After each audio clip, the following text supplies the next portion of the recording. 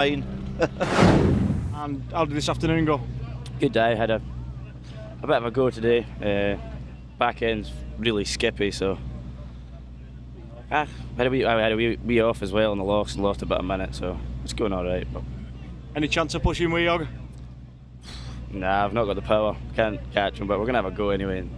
Okay, speak to you soon, John. Keep it on the road. Cheers. Thanks.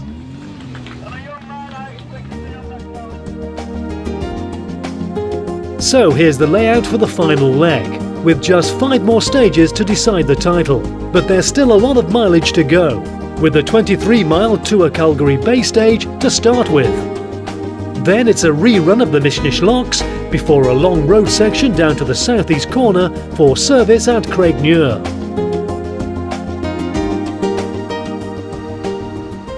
The first car to break the evening still was the event leader, Paul McKinnon.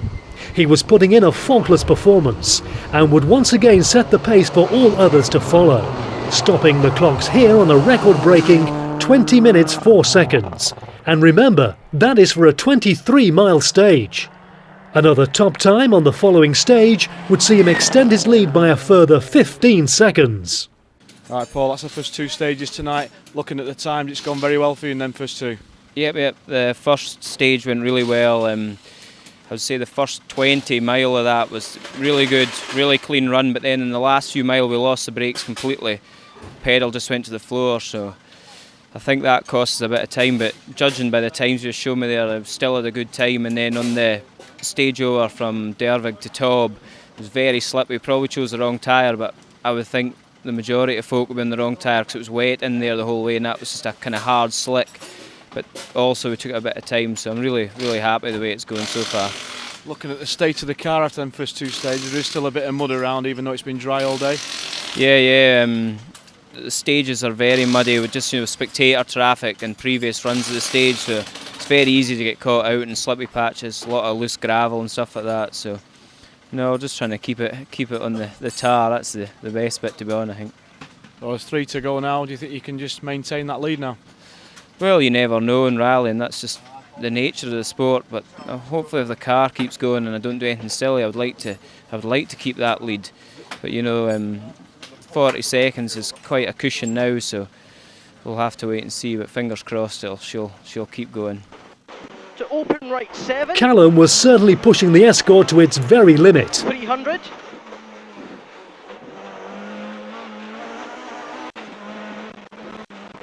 To right 3, into long left 3. Into long right 5. 200.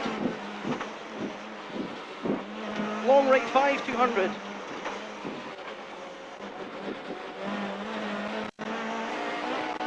Left 9.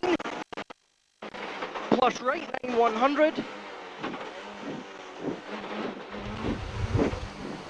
To left 4 over brow. Left 4 over brow, plus right 4. Into left 6, 200.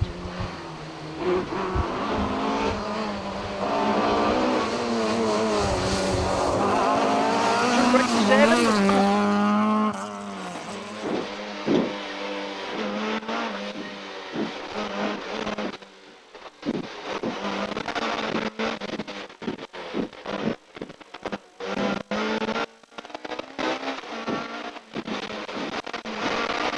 It was another stunning time for Duffy on this 23-mile stage as he too broke the record.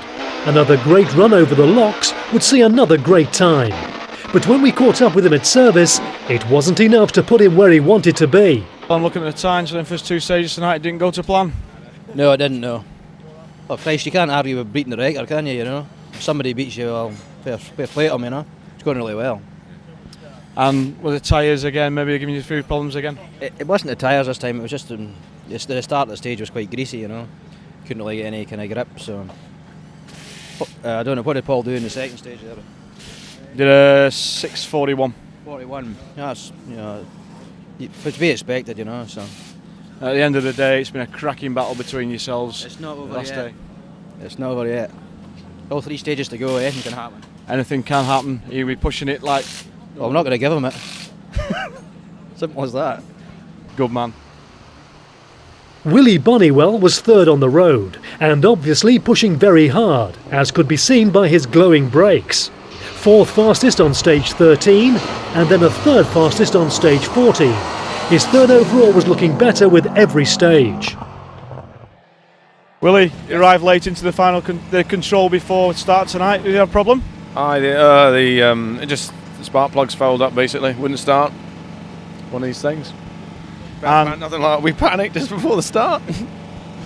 And you're lying in third place now overall. I believe yep. Just keep it there, hopefully. And did you have a good run over the first two tonight? It's just steady away, just kept it neat and tidy, no drama. Just, we don't want to pick up a puncture or anything, that's all it takes. So we're just trying to hold our position and bring it home, basically. Stage 13 would be a good stage for James McGilvray, as he stopped the clocks just 2 seconds slower than Bonniwell. But stage 14, Mishnish Locks, proved to be very tricky, as conditions had once again deteriorated. Struggling for grip, he dropped nearly 20 seconds. However, he held on to his fourth place. John Cope was starting to put in a final push. He only needed to be 10 seconds quicker than McGilvray to take that fourth spot. But shortly after passing our camera, he became the first casualty of the changing conditions.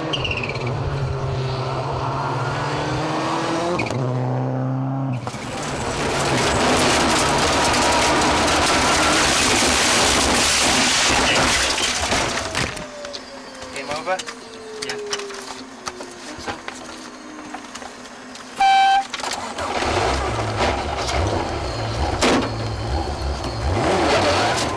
The car was beached and their rally was over.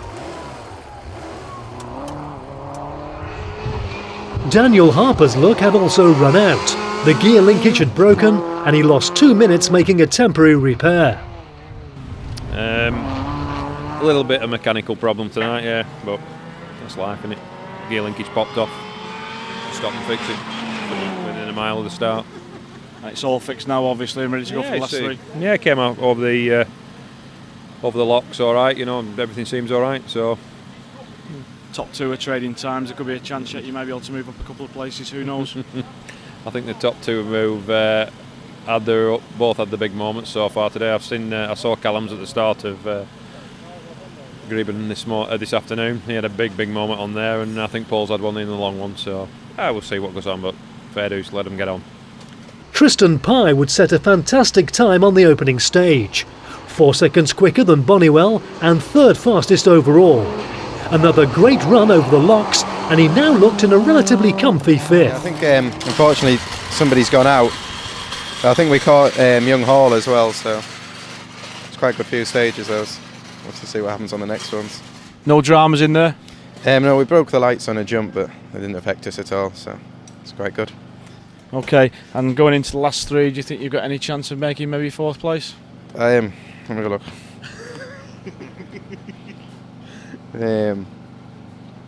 Probably not. We'll have to see what happens. But at the end of the day, it's been a good run for you, this rally so far. Oh yeah, it's a good rally this. I just like coming over and having a bit of fun, so it's all good.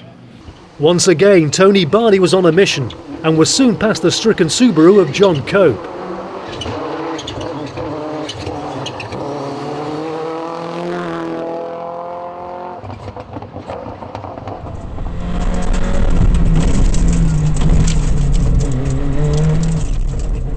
But then, we'll let Tony explain. The first one, I think we're catching Tristan Pye, and then I was starting to look at Tristan instead of listening to Reg. So next thing, I'm up a banking.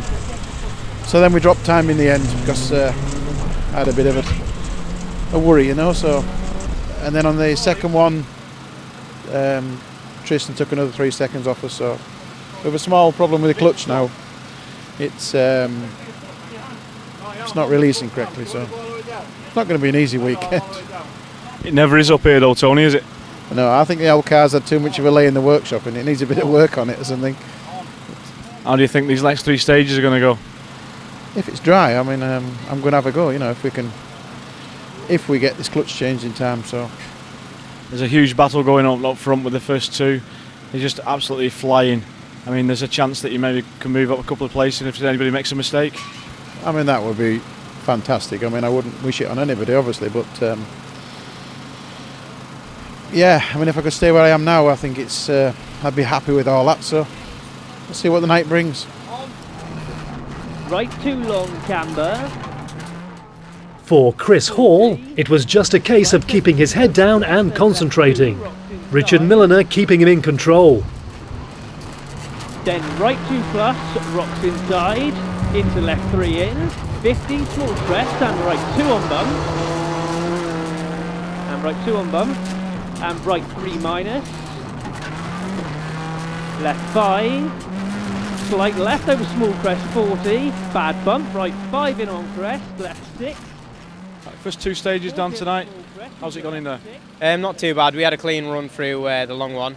We've dropped quite a bit of time to Bardi and Tristan. There's nothing we can do about that really. And unfortunately we picked up a puncher over the locks, carried that for around 2 miles, dropped around 30 seconds. So I think we're in 7th place now, going in with 3 stages to go, but we'll have to see how it goes.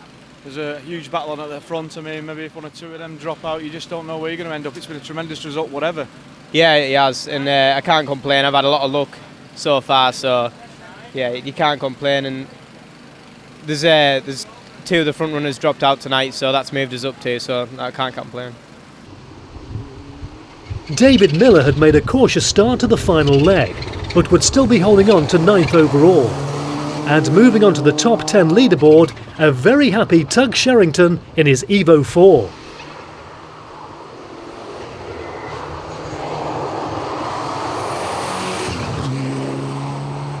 Not so happy was John Swinscoe. A good tidy run through the opening stage, but a puncture on the locks meant he had to stop and change it, and all chances of a top 10 finish were gone.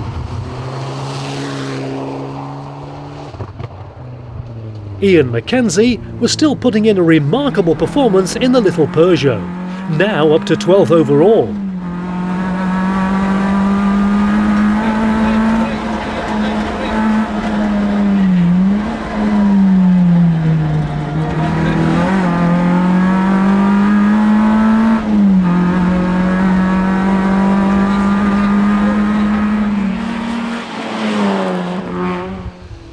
And still holding on to the Class A lead, we caught up with Matthew Tarbert at the final service. Oh, we're going all right. We're just nice and steady away, get through. It's getting slippy now, so try and maintain the gap, as it were. And has the weekend been plain sailing, or have you had your problems? No, we had a problem with carburettors actually fell off on the last missionish stage on Saturday afternoon, but soon sorted it in service and away we go, no problems. New car this year, obviously. How's it fared? It's all right, no problems at all. I mean, we have a good base setup and we've not touched it really. Cracked on. Dennis Biggerstaff had started the night on another charge, but when we found him in service, there was another story. Dennis, not another gearbox on Mull. Yeah, well, it's just the gears are all there, but it's lost the system pressure, and I thought it was going to go on fire out the road, so we stopped actually with the policeman, a police Land Rover. We were doing a speed check, and we brought his fire extinguisher with us, so there's a lot of smoke. So we're going to try and it's the easiest way. There's probably nothing wrong with the gearbox, but with this oil problem, we don't want to go on a fire. Was it on the last stage or the long one? It was on the last stage. Now, she was mucking about. Well, maybe she wasn't. It was so slippy in the last stage, the first 3/4 of it, and it was as if there was something, but maybe it was just the stage was very icy, or not icy, but it felt as slippy as ice. And you okay with it up to now, the car, apart from this? We had the brakes sticking on there, which was probably from last night and most of the day, so we'll have that cured now, which just gives us different readings in the diffs and stuff. The car thinks it's got the brakes on, so it doesn't lock the diffs up, so that'll maybe help a little bit. Okay, Dennis. They're too complicated for me. John, how are you doing? Bit of a problem there? Yeah, we've had an interesting day today. We broke a wheel in the first Calgary, dropped a minute, had a clean second run round Calgary. We took the minute back off the block then over at Locks. Going down to Gribben, broke a shaft on start line of Gribben, managed to limp it all the way through Gribben and Scridden.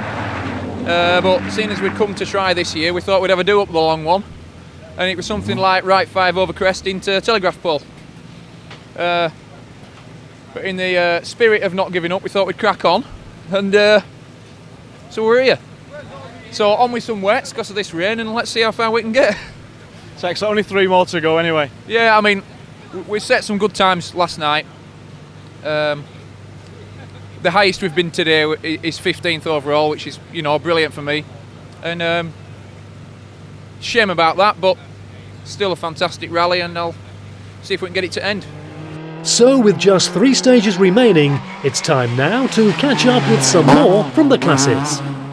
In Class A, the battle for 4th and 5th would go all the way to the final stages, with both crews being closely matched.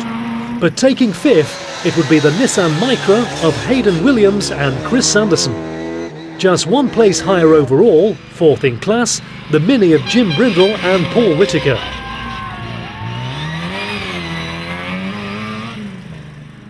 Third in class would go to Stephen Thompson and Rhoda McKinnon.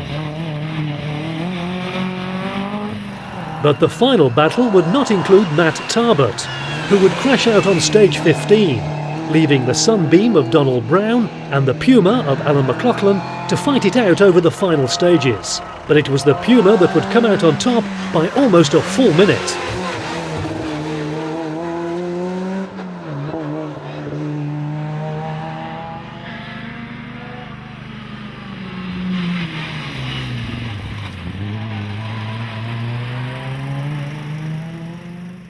Class B had been dominated by Ian McKenzie, and it was a fantastic result, not only taking the class win, but he would eventually finish in 11th overall.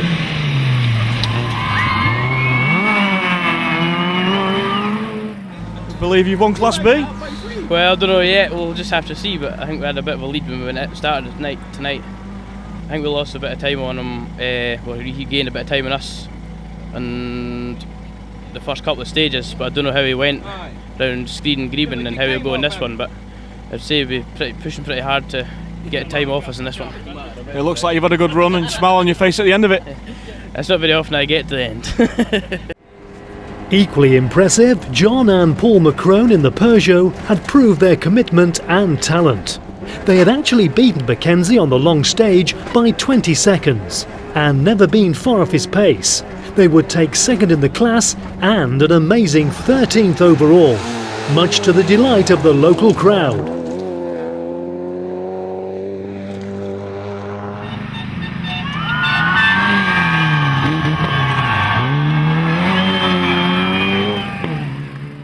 Going into the final leg, Stevie Brown had been upholding the family honour and had climbed up the leaderboard into 13th place. We'll now join him towards the end of the Greeburn, and there's some big jumps coming up.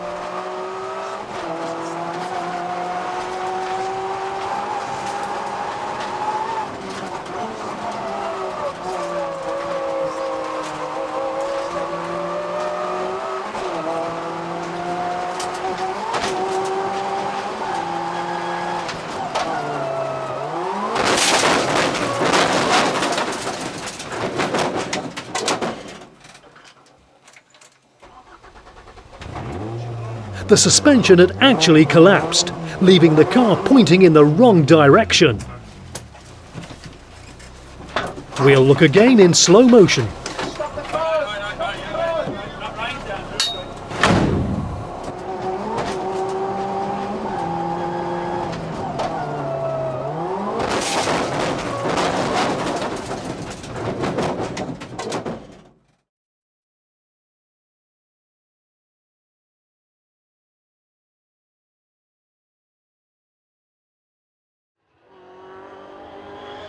So in Class C, taking 3rd, it was the Opel Manta of Grum Wilcock and Donna Harper.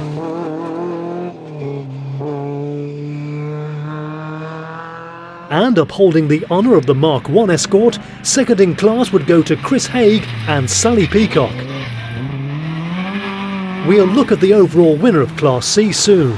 But first, a quick word with another very happy finisher. Good result for you, Steve Cressy. Yeah, we're absolutely delighted. The first time up on the island, First two legs couldn't have been better. This last leg has been just an absolute nightmare. We had a Proflex. We had a Proflex collapse on the last stage of the second leg. I didn't have any spares, so I put some fast road dampers on, and the car was almost undrivable. Wayne Sisson's caught us, took a minute out of us on the 22 miler. We then got a puncture on the next one and dropped about 2.5 minutes. Managed to blag a Proflex in service and went out on a bit of a mission and threw it well into the scenery on the previous stage. So all in all, fantastic. Glad to be on the bike. Well done. Delighted. Daniel Harper's luck finally ran out at the end of stage 15, seen parked up here on the right. The gear selector broken for good. And so the top 10 would change again, leaving a very happy Wayne Sisson to take 10th.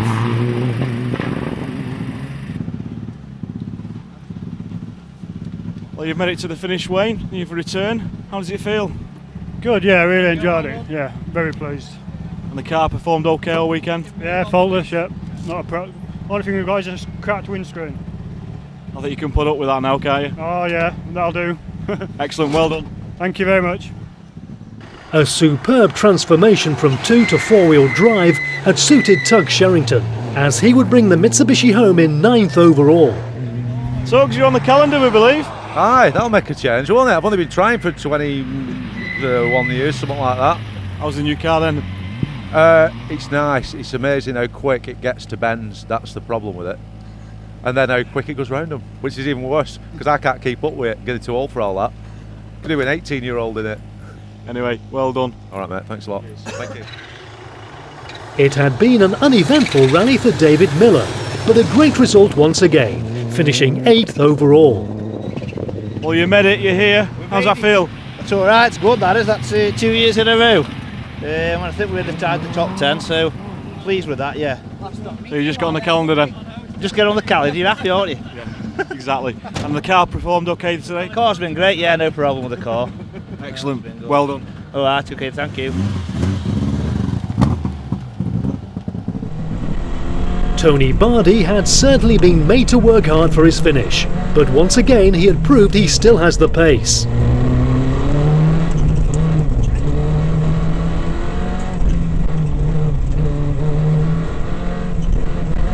He would finish in 7th overall, and he looked quite relieved as he pulled up at the end of the final stage.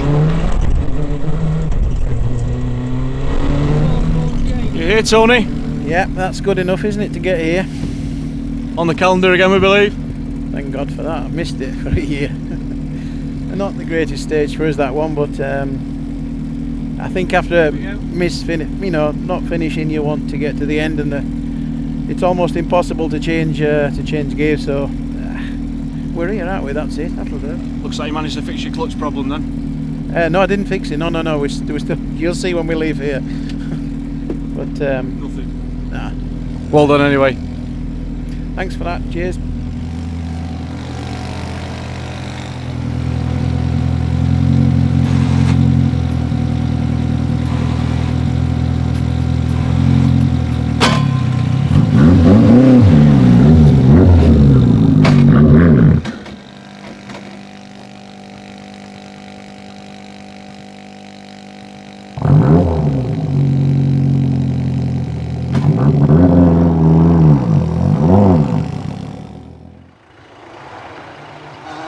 Young Chris Hall had driven an unbelievable rally, setting times that really should not be possible in a Group N Fiesta. And on the final 2 stages, he would round out his almost perfect weekend with 2 third fastest times. Then left 1 minus sharp into left 1. And right 3 long narrows, bump bridge. And slot right 1.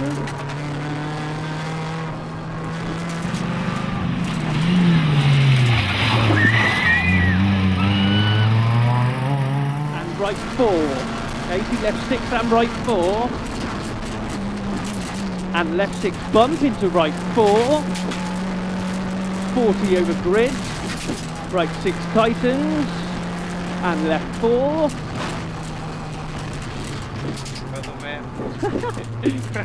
So much for f***ing going steady on the last one.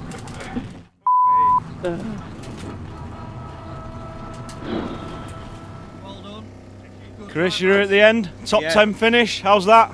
A bit of a surprise if you told me that at the start of the rally. I'm over the moon, to be honest.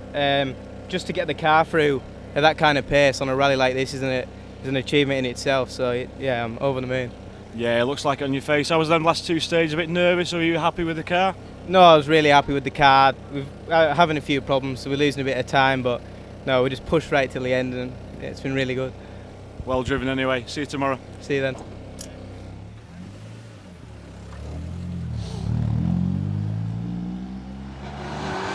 Finishing in a relatively comfy 5th place and making it possibly a very good weekend for the Pye Motorsport team, Tristan Pye would bring his Subaru home to not only take 5th, but also the top Group N car. And more importantly, he would be the top non-Scot. James McGilvray had found the conditions very tricky, and under normal circumstances, his pace should have seen him on the podium. But it wasn't to be for 2008. He would finish a full minute down on 3rd, but was still happy at the finish.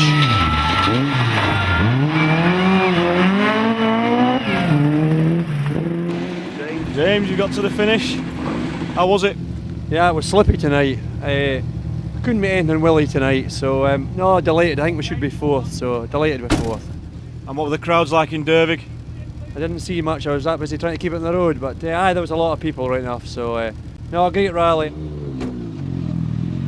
Willie Bonnywell had driven a superb rally to extract all he could from the Subaru, and he was even very modest about it at the finish line. You done enough to get 3rd? Yeah, it'll be fine, aye.